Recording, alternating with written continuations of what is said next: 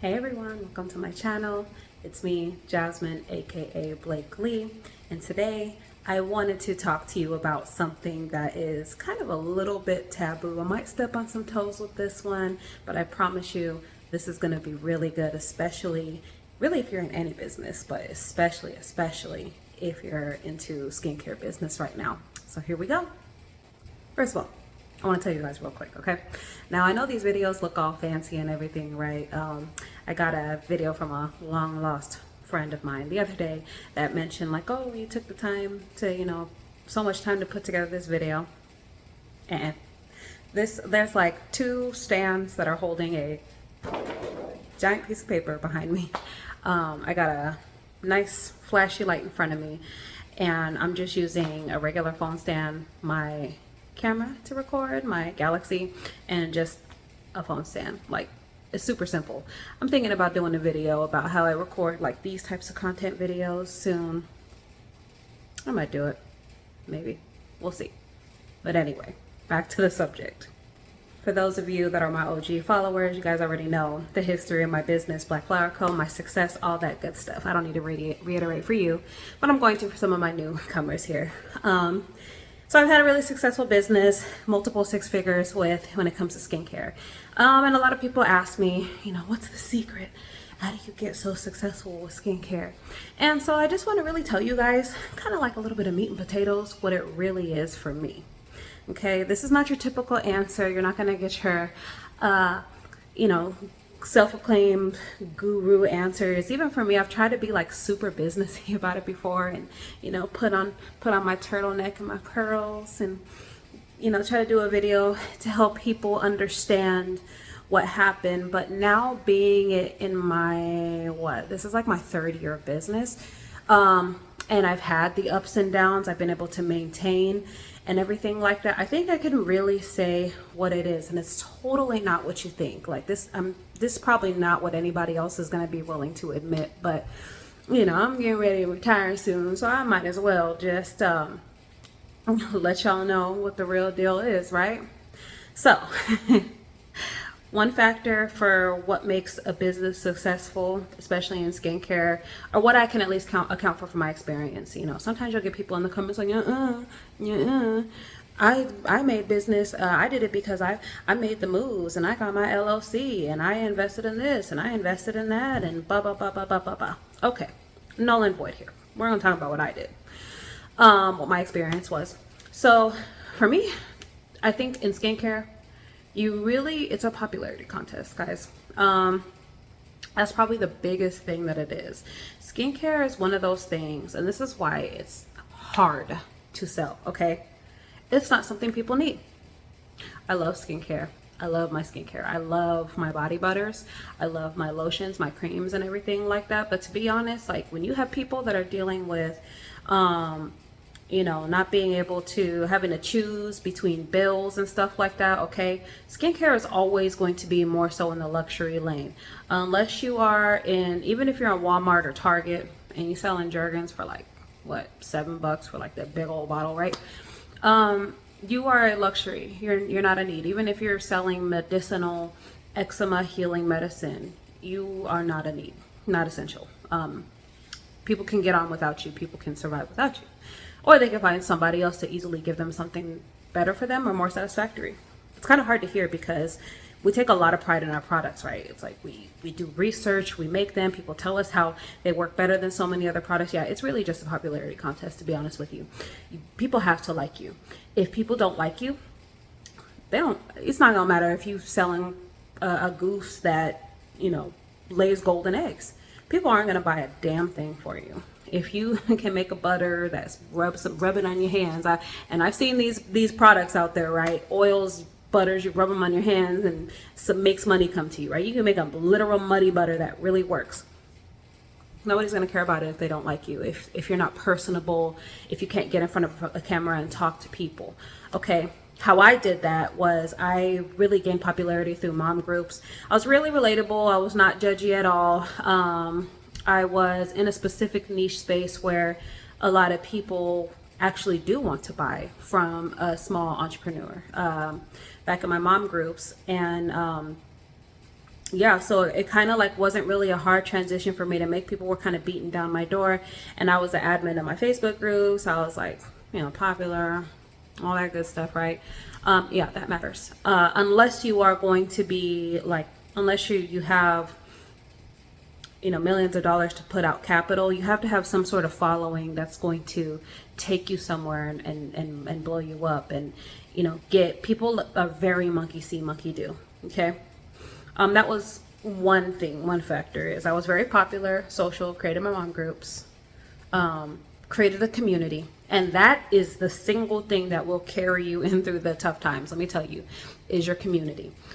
If you don't have a community, get one, or don't quit your day job to try to do skincare, which you really shouldn't do anyway, even if it's a successful one. This is not a stable means of income, folks. It comes like waves. It's literally like a heavy cart you have to push uphill. No joke. A lot of people are going to tap out. Hell, I'm trying to tap out.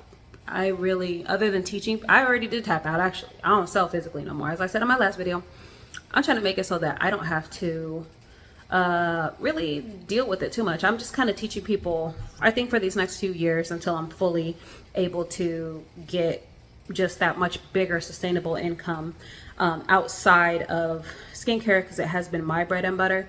I'm trying to quit. It's a very superficial, vain, catty business. Like when you think high school mean girls, that's what this is. It doesn't matter what your experience is. If you have been in business for a few years, people will come and pick you apart. That's just how this goes.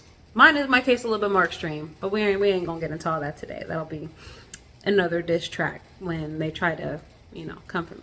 But anyway, so it was that I had a community. The community holds me over. I was able to sustain and build a subscription base now to where I teach people. They sign up every month, and it's stable for now. But even still, I have to market it. I have to push it uphill. I'm tired. So the other factor is really just like timing and luck. You have to meet the right people. You can meet the right person that puts you on, a celebrity or anything like that. It has to be on the timing. I had my boom in 2020. There was a lot of, it was COVID. A lot of people were at home shopping. A lot of Black Lives Matter. I'm a Black woman business, and a lot of people wanted to support me, especially because my group of people was already other Black women like myself. And so there you go. It was like a no-brainer. They were going to buy from me. But I want to tell you guys this because sometimes, and myself included, it's like yes and no. I've kind of just told people want to I've had people pay me for sessions for entrepreneurship, right? People are like, what's the secret? What's the secret? I want to chat with you and see what the secret is. I mean, the secret really isn't what you would think it is. It's not that I was just I'm some money genius and I just boom, made all the right moves all the time. Like, no, I made a lot of mistakes, a lot of them. I still do often, not the same kinds, but I still mess up. And it's about being resilient. It's about being tough, to being strong for your community, even when you don't feel very tough, even when you feel vulnerable. You can't really, you have a community, yes, but can you really be amongst them and be like them and with them? No. And on top of that, people will get tired of you over time. My photography and everything is great and good, but when you're kind of doing the same old thing, same old pictures, no matter how fabulous they are, it just gets stale over time. You can't be a one-trick pony. You have to think about new things. And let me tell you, like the bigger businesses, it's the same thing if you talk to them and if they're real about it. It's not like some secret sauce, like you have to do X, Y, Z, it's going to work. No. Somebody can tell you something that worked for them. I can tell you exactly what worked for me. I can do a step-by-step plan. Here's how you make a group. Here's how you talk to people, right? It's still not may work for you. And I won't come back and blame you and say, oh, well, you just didn't put in the work. I mean, that could very well be true. But at the same time, just because it worked for me doesn't mean it's going to work for you. Whatever kind of person you are, whatever kind of crowd you have, even if we have the same crowds, you know, I also had the timing on my side, and things transpired since then. A lot of businesses got bad reps because of, like, they had to sell out and, you know, sell out and use better ingredients, right?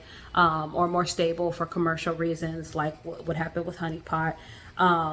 Or they just go, we just get drugged through the mud. I saw a few other people too. I thought I was alone in that sense, but no, there were some other businesses that also got bad reviews, got drugged through the mud, you know, made their mistakes, or really just ran into the wrong people and trusted the wrong people with their business.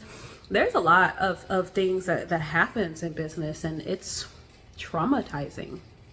So you're definitely not going through it alone. And even people that are really successful, that seem like they're making out on top. I mean, like, I don't want to be part of the culture. Like, I'm very happy in my life, but and I've had a lot of success. I feel bad sometimes. I feel guilty for not being more grateful for everything that this business has given me. But at the same time, it's just been so much work and so traumatizing. It's taken a part away from me that I know I'll never get back. And so kind of what the takeaway from this is this business isn't for everybody. I've had so many people that have tried, that have wanted this, and I'm just like, honestly, you could have it. You're gonna hear some crying a little bit. Got my husband upstairs with the baby, so take with it what you will. I've been recording for a little bit. That's probably the one thing that is challenging with recording videos is controlling the environments around you. It's not easy. So, but anywho, so whenever it comes to a business, a lot of us just really get lucky. For those of us that started small, that did not have a mentor, that didn't get a business plan and get loans from their parents or from the banks and have all the opportunities laid out ahead of them, a lot of us got lucky. So if you don't make it, it's not like, oh, this isn't just cut out for you. No. Sometimes working a 9 to 5 is very, very much a lot less stressful. And I don't look down on anybody or blame anybody for that. Myself, and one thing is that this is usually a feast and famine type of business, especially if you're starting out, you're doing it on your own. A lot of people, like I said, they try to make it seem, a lot of business gurus try to make it seem like they were in control of a lot of their actions. Even I felt that way for a while. I felt like, oh, I made all these good decisions, right? I mean, we always pat ourselves on the back whenever we feel like we're doing something right. But business has humbled me. It has chewed me up and spit me out more times than I can count. And it has definitely taught me that it's not just all about me and all the great decisions that I've made. It's definitely a lot of thanks to my community, to the ones that ended up stayed and being good and positive for me, right? Because there's good people and bad people, especially if you get bigger, which I'm so glad I didn't. It can get worse. You see celebrities going through it. It's like the same thing. It's like the same thing. So basically your business is going to hinge off of community, popularity, and a little bit of luck and opportunity. It's kind of just good to have it set up and established. At best, it's like a hustle to where you can make a quick cash grab and get a good amount of money. But I mean, and I know people say they love it. I'm probably going to be making skincare for the rest of my life. I'm probably going to go ahead and just be whipping butters for myself and my family forever. But to do it as a business, hell no. That's just not going to happen. And I don't think realistically, when people are really honest with themselves and you think about it, I mean, we all plan to retire. We're not going to be in our 80s, 90s wheelchairs trying to work. No. Everybody's going to retire. So nobody's going to be doing this forever. So just like any other business that you have, any other hustle, any sort of cash grab, it's always good to think about a exit plan. And so just either, if you are in a space to where you're doing good and you feel like it's because you did something right and you're special, business is going to teach you that that's not the case at all. And if you feel, if you're on the other end of that stick and you feel like crap, you feel like maybe you're not special, maybe you're doing something wrong and you're failing miserably, I'm telling you, don't. Think about a bigger picture outside of just, oh, I've had clients, oh, I'm ordained to do skincare. This is my calling. And I just feel so sad for those people, because you're going to struggle in this business. And though, when you have those kinds of thoughts to where you feel like God is calling you or some other force is really calling you to do it, and you start failing, you're going to be really, really hard. You're going to feel like you're being punished and like something's being taken away from you. And it happens no matter how successful you are. So you just got to have a community. You got to be resilient and weather the storm. You have to have a chin of steel and be able to take every single punch that's thrown at you. Abuse, be able to, accept that you're not human to people anymore. There's a lot. So brace yourself. I know I'm the type of person where I'm just like, hey, if I'm getting ready to get into something, I really want to hear the bad and the ugly before I hear the good. I don't like too much toxic positivity where somebody's going to tell me all the good and I find out it ain't all good. Just like when I was giving birth to my son, everybody's talking about how the baby's going to come slide right out. Now, I know me. My body takes a long time to labor and it likes to hold on to babies. So while the doctor's telling me this baby going to slide out and I'm not progressing, I'm over here thinking something is going wrong. But I was like, enough. Like, everybody, oh, you're doing good, you're doing good, you're doing great, keep pushing. No, I'm not doing good. I'm not good right now. This sucks. This is terrible. I'm gonna die. I want to die. And it's that bad. But it's just because I was annoyed with people positiving me. Oh, keep your head up, you got it, sis. Whatever other BS. I'm like, it's noise, and it doesn't help me to keep my head above water when I feel like I'm drowning. Just let me know how bad it is. Just let me know I'm not the only one going through it. That's how I get through stuff. So you guys will take what you will from this, but this is a good thing for people to really think about. And I'm not saying for you guys to quit your businesses either and not do it, and it sucks. It can be a very huge blessing. It's definitely taken me to the next levels in my life. I would do it again. Just be ready though, because if you're too hard on yourself, and it's going to even keep you from being able to be accountable.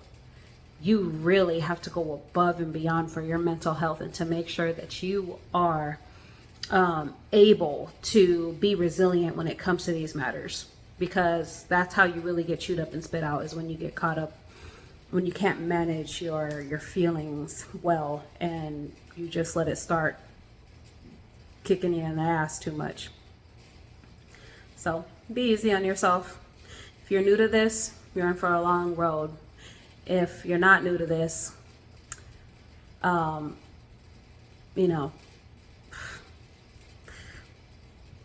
best of luck. So yeah, always feel free to ask me any questions in the comments, guys. Some of you guys let me know I'm doing a good job, and that's cool. But if you guys also have questions, feel free to ask. I might do a video on it. I did this one based off of a lot of comments that I see in my groups about people in their businesses and feeling unmotivated, and I want to hug them, but at the same time I don't say anything because I don't want to give them toxic positivity, and I just hold space for people. So I wanted to make a video about it because I've been there. So with that being said, you guys have a lovely day, and I'll see you on the next one. Bye.